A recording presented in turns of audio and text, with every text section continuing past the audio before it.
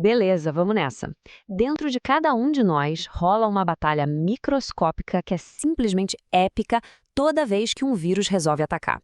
Hoje a gente vai analisar essa guerra invisível passo a passo para entender essa corrida armamentista incrível entre os vírus e as defesas do nosso corpo.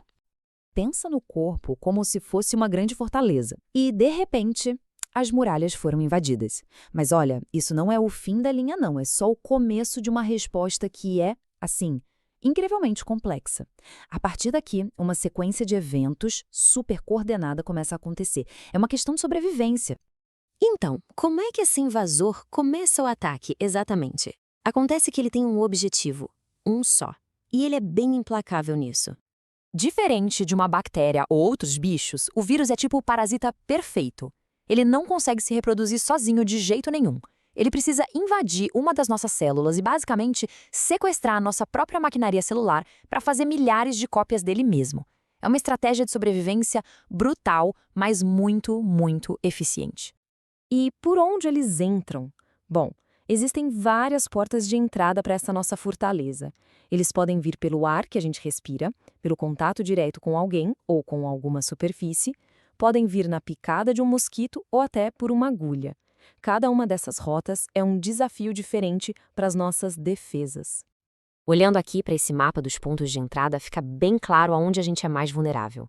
O sistema respiratório, o digestivo, a pele, as mucosas, tudo isso é uma porta de entrada em potencial.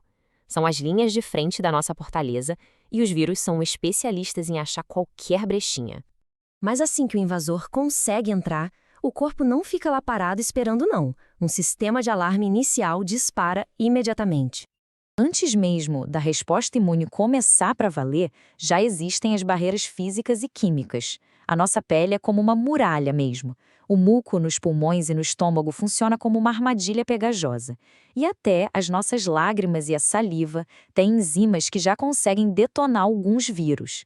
É a primeira linha de defesa, sempre de prontidão. Agora, se um vírus consegue passar por tudo isso, aí entra em cena a imunidade inata. Pensa neles como os primeiros socorristas que chegam no local. Eles não são especialistas. A estratégia é simples: atacar qualquer coisa que pareça estranha. E eles fazem isso numa velocidade impressionante. E aqui tem um mecanismo que é simplesmente genial. Quando uma célula nossa é infectada, ela não morre em silêncio. Ela libera uma substância química chamada interferon. É como se ela soltasse um sinalizador de emergência, sabe? Avisando todas as células vizinhas: atenção, invasor na área, ativem as defesas. Isso dá um tempo precioso para o resto do sistema se organizar. Mas essa resposta inicial, por mais rápida que seja, muitas vezes não dá conta do recado sozinha. Aí é hora de chamar as forças de elite, os especialistas altamente treinados do sistema imunológico. A diferença entre essas duas defesas é fundamental. A imunidade inata é aquela resposta rápida, geral. Já a adaptativa, essa é mais lenta. Leva dias para se mobilizar, mas ela é precisa, é cirúrgica. Ela aprende a reconhecer um inimigo específico. E o mais importante de tudo, ela se lembra dele. Uma das armas mais poderosas da imunidade adaptativa são os anticorpos. São proteínas em formato de Y, feitas sob medida. A parte de cima se encaixa no vírus como uma chave na fechadura, e isso já neutraliza o invasor. A parte de baixo funciona como um sinalizador, marcando o vírus para que outras células de defesa venham e destruam ele. E ainda temos as tropas de choque, as células T. As células T CD4+, são tipo os generais no campo de batalha. Elas não lutam diretamente, mas são elas que coordenam a resposta imune inteira. Já as células T CD8+, são os assassinos. A missão delas é patrulhar o corpo, encontrar as nossas próprias células que viraram fábricas de vírus e destruir essas células. Mas essa história não tem só um lado, claro. Enquanto o nosso corpo está montando essa defesa super sofisticada, o vírus também está desenvolvendo as próprias táticas de contra-espionagem. Essa frase de Alice através do espelho resume essa batalha de um jeito perfeito. É uma corrida armamentista evolucionária que não tem fim. O sistema imune evolui para pegar o vírus e o vírus evolui para escapar do sistema imune. Os dois precisam continuar correndo o mais rápido que podem, só para não serem aniquilados. Então, aqui está o pulo do gato. Qual é a principal estratégia do vírus para sobreviver? É a diversidade. Um vírus não faz cópias perfeitas dele mesmo. Pensa numa impressora com defeito. Ela solta uma nuvem de variantes, uma quase espécie. A maioria dessas cópias meio borradas talvez nem funcione, mas algumas delas podem ter a mutação certinha para escapar de um anticorpo ou de uma célula T. E na prática, isso funciona como um filtro. O sistema imune ataca a população de vírus, criando um gargalo. A imensa maioria dos vírus é eliminada, mas aquelas poucas variantes que, por sorte, conseguem passar por esse gargalo, sobrevivem.